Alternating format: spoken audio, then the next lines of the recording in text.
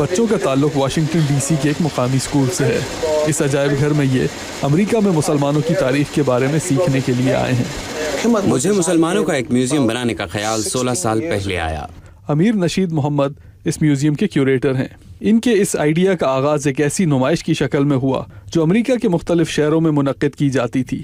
اس کا مقصد لوگوں کو مسلمانوں کے بارے میں بتانا تھا۔ انہوں نے امریکہ میں موجود مسلمانوں کے بارے میں تحقیق شروع کر دی اور امریکہ بھر میں سفر کر کے مسلمانوں سے متعلق معلومات جمع کرنا شروع کی۔ ان کی تحقیق کے مطابق امریکہ میں سب سے پہلے مسلمان اسپینش انکویزیشن کے دور میں آئے تھے۔ یہ سن 1480 میں اسپین میں شروع ہونے والی ایک ایسی سرکاری مہم تھی جس کا مقصد یہودیوں اور مسلمانوں کو زبردستی عیسائی بنانا تھا۔ بہت سے تو اسپین سے بھاگ کر امریکہ پہنچے اور بہت سے ہسپانویوں کے ساتھ یہاں آئے۔ ایک مسلمان جس کا نام ذہن میں آتا ہے وہ تھا ایستوانکو۔ اسی کی مدد سے سن 1527 میں ایریزونا اور نیو میکسیکو کی ریاستیں دریافت ہوئیں۔ وہ بتاتے ہیں کہ امریکی تاریخ میں بہت سی ایسی مشہور شخصیات گزری ہیں جن کے آباء و اجداد مسلمان تھے۔ سن 1600 میں بہت سے مسلمان یہاں ہسپانویوں کے ہاتھوں غلام بنا کر لائے گئے تھے۔ اسپین میں انہیں موریسکوز کہا جاتا تھا، مگر امریکہ آنے کے بعد ان کو میلنجنز کا نام دیا گیا۔ کہا جاتا ہے کہ ایلوس پریسلے کی والدہ اور ابراہم لنکن کی والدہ دونوں میلنجنز تھیں۔ اسی تحقیق میں انہوں نے امریکہ کی قدیم مردم شماریوں میں مسلمانوں کے نام تلاش کرنے کی بھی کوشش کی۔ These are censuses that we found. We found Muslims in all American censuses.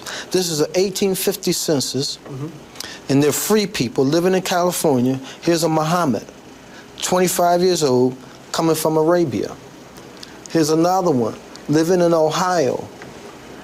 His name is Henry Allah, coming from Ireland. I think this is very unique. Now, he probably was a doula, but they call him Allah.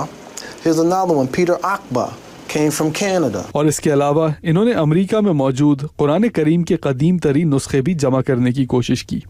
Now, this Quran is a 1853. یہ وہ قرآن ہے جسے 1853 میں محفوظ کیا گیا۔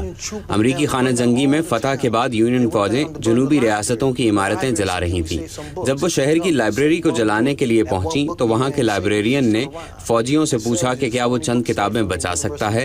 انہوں نے کہا ہرگز نہیں۔ پھر انہوں نے اسے ایک کتاب بچانے کی اجازت دی۔ وہ ایک کتاب جو اس نے آگ میں جلنے سے بچائی وہ یہ قرآن تھا۔ اس قرآن میں سے ہمیں عربوں کا یہ خاندانی شجرہ ملا اور سعودی عرب اور خانہ کعبہ کا ایک پرانا نقشہ۔ عجائب گھر کا یہ حصہ دور حاضر کے مسلمانوں کی داستانوں پر مبنی ہے۔ اس میں باکسر محمد علی اور امریکہ میں سیاہ فاموں کی شہری حقوق کی جد و جہد کے ایک اہم رہنما میلکم ایکس کے بارے میں ضروری معلومات موجود ہیں۔ امیر نشید محمد یہ سمجھتے ہیں کہ آج کا امریکہ ایک بہت اہم تاریخی دور سے گزر رہا ہے۔ اسی وجہ سے پورے ملک سے یہ مسلمانوں کی داستانیں جمع کر رہے ہیں۔ ان کے اس چھوٹے سے میوزیم میں بہت سے اسکولوں اور تعلیمی اداروں سے لوگوں نے آنا شروع کر دیا ہے۔ ہم نے ان سے پوچھا کہ جب غیر مسلم یہاں آتے ہیں تو ان کو یہ سب کیسا لگتا ہے۔ They are amazed. They are humbled. Their comment they didn't know. وہ حیران رہ جاتے ہیں۔ وہ کہتے ہیں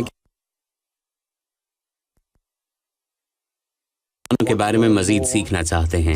اکثر یہ پوچھتے ہیں کہ یہ داستانیں انہیں پہلے کیوں نہیں سنائی گئیں۔